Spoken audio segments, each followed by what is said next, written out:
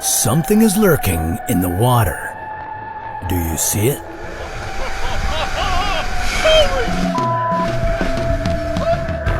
Close calls like this happen with whales more often than you might expect.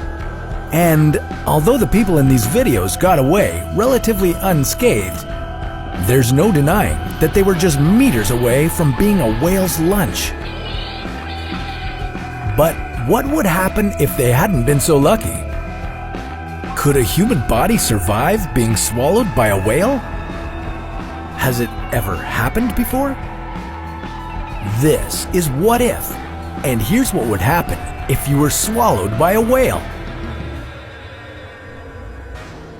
If you've never seen a whale up close, it's hard to comprehend just how monstrous they can really be. To put it in perspective, the blue whale is the largest animal on the planet. Its tongue alone weighs as much as an elephant, and it can fit anywhere between 400 and 500 people in its mouth. But we wouldn't have to worry about one of these guys swallowing us anytime soon, because their anatomy makes it nearly impossible. Instead, we should be more concerned with their smaller cousins, sperm whales. In 1891, reports emerged that a man had been swallowed by one of these whales. And although he lived to tell the tale, he would never be the same again. According to the story, James Bartley was swallowed when a whale attacked his ship, and he wasn't retrieved until the following day.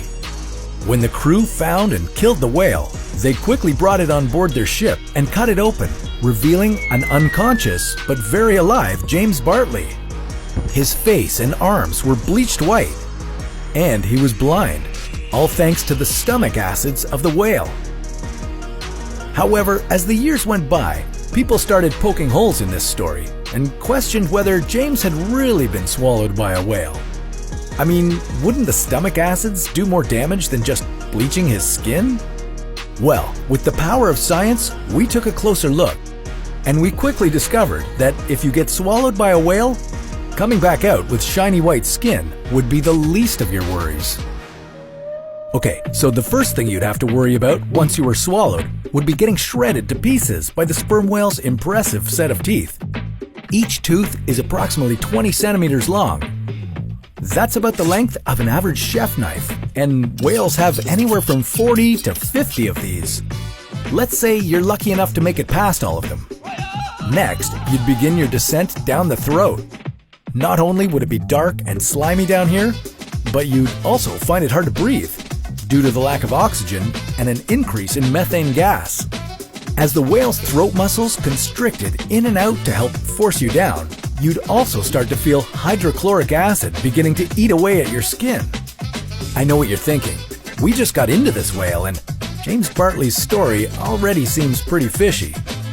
Well, you're not wrong, but what would be the fun in stopping now? So next, you'd be dropped into the first and largest of the whale's 4 stomachs. You'd probably be in there for a while, but on the bright side, you might have some light in the form of a bioluminescent squid or two being noshed on after your arrival.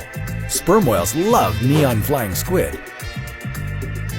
You'd better enjoy this brief light show, because after this, you'd just be tossed from one stomach to the next, with the acids breaking down almost all of your body until you're just a bunch of bones being unceremoniously ejected from the whale's anus. So yeah, it's pretty safe to say that there's no way you could be swallowed whole by a whale and live to tell the tale. Sorry, James, you may have been able to fool people in the 1890s, but we're onto you now. As vast as they are and as monstrous as they might seem to us, whales actually have no interest in eating humans. And if they could talk, they would probably make a point of telling us that. But that's a topic for another What If.